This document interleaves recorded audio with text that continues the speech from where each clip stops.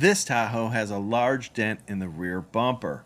Today we're going to show you how you can fix this quick and easy and make it look better, or how you can repair it like a pro body shop. So let's dig in and get started. What is happening? My name's Chris and this is Garage Noise, where we teach you how to build your skill and increase your knowledge about paint and body repair.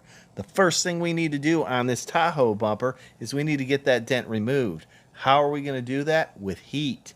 Heat is going to get this bumper softened up and flexible enough where we can push it out and then cool it down with a wet rag so it holds its shape.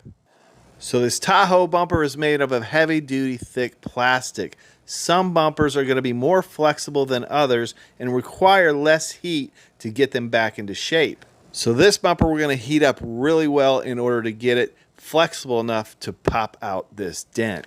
What I like to do when I'm heating up a bumper, I heat it up from the center to the outer edge of where the dent is.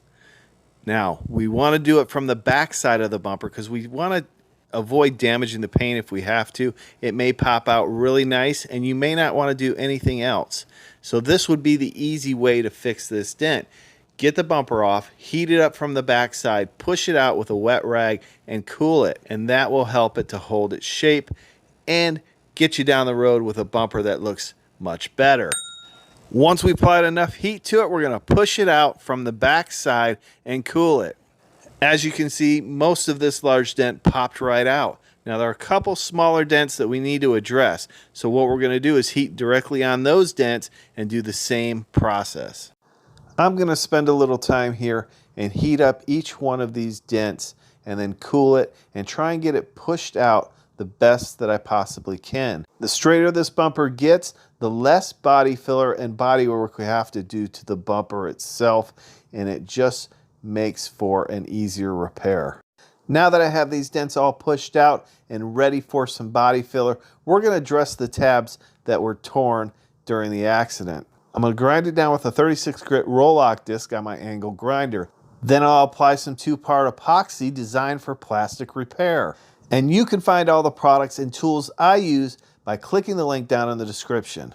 Now I'm going to prepare this bumper for filler with some 80 grit sandpaper. And we're going to use this 706 upol plastic bumper repair for today's repair. I've never used this before, but it actually was very easy to work with and did a real nice job. Even though this upol stronghold did an amazing job and was really easy to work with, I did find that it was a little bit pricey, so I will leave some inexpensive options down on my storefront page. When you're applying this filler, you want to press it in nice and tight over the damaged area. Now you only want to go over the areas that were prepped out with 80 grit sandpaper for adhesion purposes. This filler took about 15 minutes to dry, and now that it's dry, we're going to sand over it with the orbital sander with some 80 grit sandpaper. We're just knocking the rough areas down. We don't want to take out all the filler. We just want to kind of block it with the DA. And now we're going to go over and block it by hand with some 180 grit sandpaper. And this is going to help smooth it out, get it level before we apply a skim coat of poly putty. We're using the block in a cross or X pattern to get the panel straight. And if you want to know more about blocking body filler and getting a panel straight, check out the link to the video at the end. Now we mixed up a product called icing, and this is a lightweight filler that's going to fill any scratches, pinholes, or imperfections in the repair surface.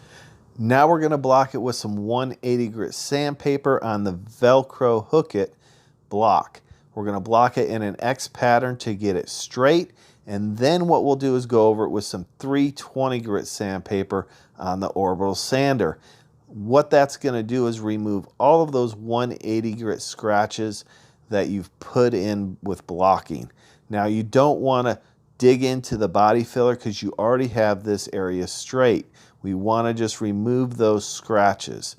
Now what we're going to do is we're going to tack rag it off, and I'm going to go ahead and sand around this repair area with 600 grit sandpaper. Now when I apply the primer, I won't have any concern about primer getting on unsanded paint. So now we're going to apply a 2K urethane primer. This is a 2-part primer that hardens over the repaired area. The primer I'm using today is the Roberlo ME1. Once we put 2 coats of urethane primer on it, it's time to wash and prep out this entire bumper. Now, I am using a Bulldog paste, a paste that has grit in it that sands all these little hard to reach cracks and crevices. We need to get those sanded really well so when we apply paint and clear coat, they're gonna adhere properly. So we've washed all the dirt and grime off this bumper and we've sanded it with the Bulldog paste. And now we're gonna make sure all that paste is removed and it's totally clean before we start spraying paint. Now we're going to prep out this entire bumper for clear coat. Now we're not putting color on this entire bumper, only the repaired area. Then we'll be clearing the rest of the bumper since it's in really good condition. So we sand over the entire bumper with 600 grit sandpaper. This is going to allow that clear coat to adhere properly without leaving scratches under that clear that are visible. I'm also going to do one last machine sanding over the primered area. I'm going to start off with a light 320, sand it smooth, and then we'll go over it with 600 as well. And if you want to learn more about prepping out primer for paint or blocking primer to get it straight, check out the video I'm going to leave you at the end. While I was sanding, I found a little imperfection in the primer, so I just used a little spot putty to fill that, and we'll sand that out. Cover it with a little aerosol primer and then we'll be ready to go. You always want to do a final inspection on the repair area to make sure it's in good shape before you paint. Now we're ready to lay down the first coat of base. I am using the 3M Performance gun. This is a pretty new gun to me, but I'm really digging it. And if you haven't checked out the video review and demo on this gun, check it out. I'll leave it at the end. Now the air pressure on this gun is set at 20 PSI. That's what it calls for, and it works pretty well at 20 PSI. I do bump it up a little bit for the clear coat. I'm using the 1.3 tip on this. This comes in a variety of different tips that you can use from 2.0 to 1.2. I do find that 1.3 is pretty good for the base. So you want to cover your primer first, get that all based in first. I like to put one coat on there and then I'll leave my blend to the end. So after I've covered the primer with base, I'm going to do a blend to gradually blend out the color into the old color. This is going to give us a good transition from the new color to the old. Okay, so now we're going to lay down the clear. Now I do have this gun set at about 24 PSI for the clear coat. Right now I'm finding that gave me a nice looking finish. I have my spray pattern almost wide open. I've narrowed it back just a little bit.